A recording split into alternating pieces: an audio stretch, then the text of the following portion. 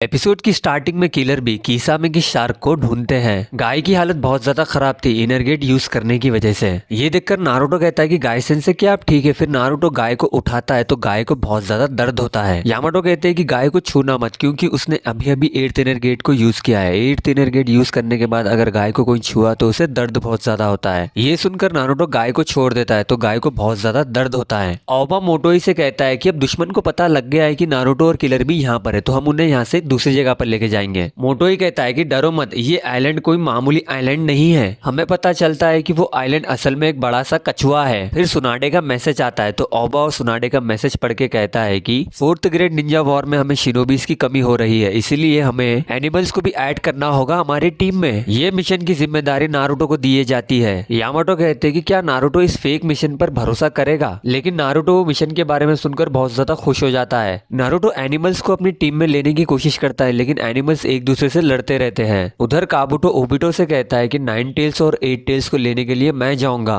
Obito कहता है कि तुम ऐसा क्यों करना चाहते हो। काबुटो कहता है कि इससे हम दोनों का भरोसा बढ़ेगा और मुझे यामाटो भी चाहिए और दुश्मन के पास 80,000 शिनोबीज की आर्मी है और हमारे पास तुम और जेत्सु ही है। ये बात सुनकर ओबिटो काबुटो को एक जगह पर लेके जाता है। वहाँ पर गेडो स्टैचू भी था और वहाँ पर व्हाइट जेत्सु की बहुत सारी आर्मी थी। काबुटो पूछता है कि ये व्हाइट जेत्सु की आर्मी कितनी है। ओबिटो कहता है कि ये व्हाइट जेत्सु की आर्मी पूरी 1 लाख है। उधर फाइक आगे मीटिंग पर सुनाडे कहते हैं कि दुश्मन को पता चल गया है कि नारुतो और किलर भी कहां पर है तो हमें उन दोनों को दूसरी जगह पर लेके जाना चाहिए। राइकागे कहते हैं कि मैंने उस आइलैंड को एक सीक्रेट हाइडआउट पर भेज दिया है। इफुने कहते हैं कि हमें एक बैकअप टीम को भेजना चाहिए उस आइलैंड पर। सूचिकागे कहते हैं कि मैं जाऊंगा वहां पर। ये बात सुनकर सभी कागेस कहते हैं कि ठीक है सूचिकागे, आप वहां पर जा सकते हैं। उधर दैदारा ने काबुटो को रीएनिमेट कर दिया था। काबुटो दैदारा के साथ उस आइलैंड पर जा रहा था। रास्ते में काबुटो दैदारा के सर के अंदर कुछ डालता है। काबुटो कहता है कि अब तुम पूरी तरीके से दैदारा बन गए। आइलैंड पर नारुतो सभी एनिमल्स को एक गुफा के अंदर लेके जाता है। काबुटो कीसामे की लोकेशन पर पहुंच जाता है लेकिन वहां पर आइलैंड नहीं था। लेकिन तभी सूचिकागे काबुटो पर अटैक कर देते हैं लेकिन वो काबुटो नहीं रहता है बल्कि वो दैदारा का क्ले क्लोन रहता है। दैदारा अपने क्ले से सूचिकागे को पकड़ लेता है। फिर उसके बाद दैदारा उस क्ले को ब्लास्ट कर देता है। एपिसोड 254 यहीं पर खत्म होता है। आपको अगर वीडियो पसंद आया तो वीडियो को लाइक करो, चैनल को सब्सक्राइब करो।